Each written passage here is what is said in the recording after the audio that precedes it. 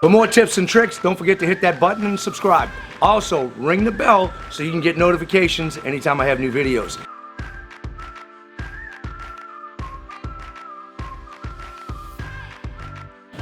Welcome to Paul's Toolbox. I'm Paul Ricalde, and I have a very good friend of mine, Mark, who's helping me out with this, and my brother, Andy.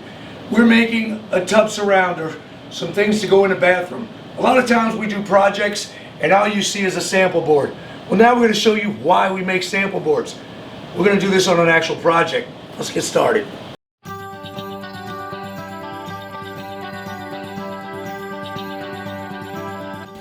Both sides of your foam has a plastic wrap on it. You won't peel it off the back, but you'll peel it off the front, just like this, so you can get the epoxy to stick. Whatever runs off the back, you don't have to worry because you'll have this plastic backing and you can peel it off, just like that. So we will set this down on a level surface and put our epoxy on, and I don't care what runs on my plastic underneath there.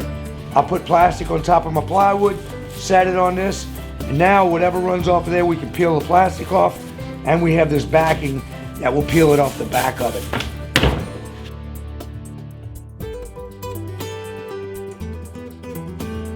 We're making a white marble with some little black veins.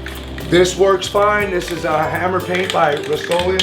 You can use a regular black, you can use a bronze. We're gonna spray some white paint in here, and we're gonna use some metallics that I've got from Stone Coat Countertops.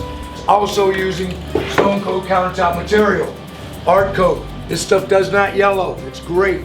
We're gonna use this for it, 50-50 mixture. Let's get on it. Take our white paint and we spray under there and just load it up.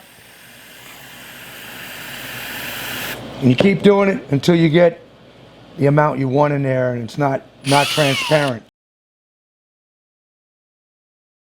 Mix in a little bit of violet pearl, metallic. That ought to do it.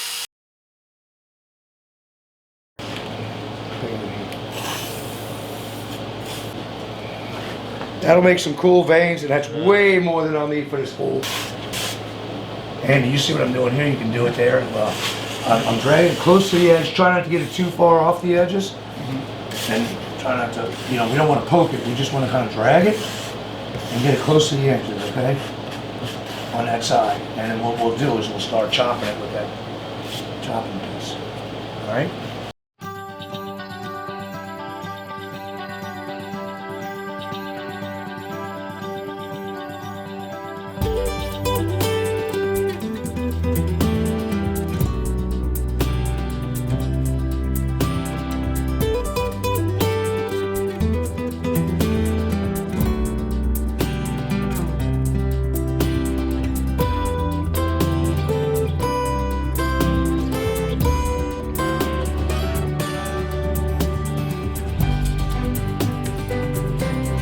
Everything's going this way, so you don't want to go that way because marble, it runs one way. You don't want to go that way. Yeah, you can go like this, or you can go it's okay, as long as you're going.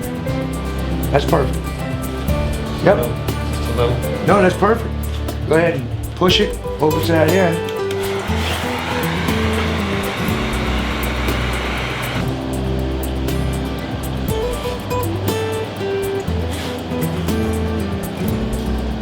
I might make one larger vein.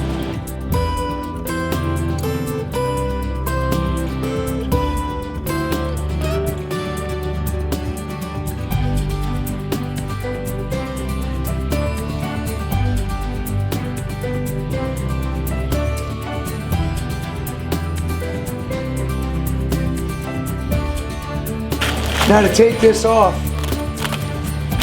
you can peel some of it, and whatever doesn't peel, you can cut off with a razor. So this works out pretty good laying it flat.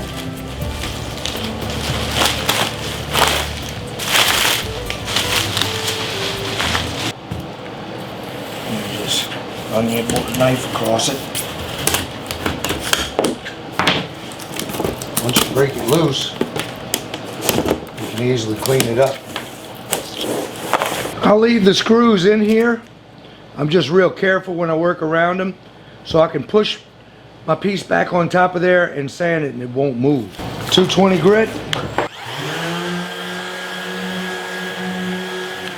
All I want to do is degloss it so we can come back over with our top coat and then smooth out any tiny little bumps.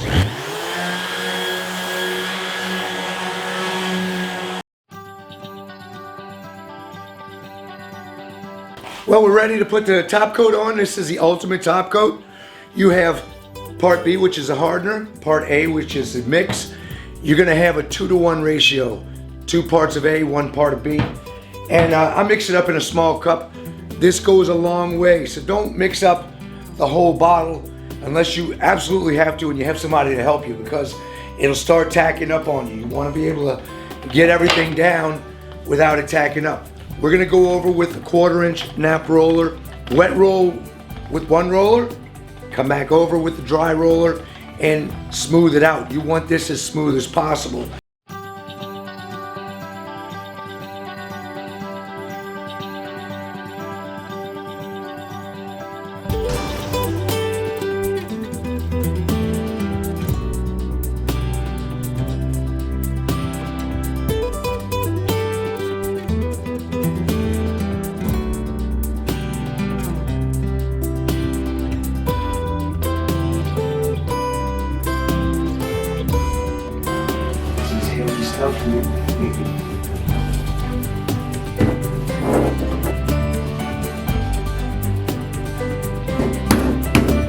Yeah! Let me select the family. My 2 older brothers couldn't do it without it. Which one was stronger?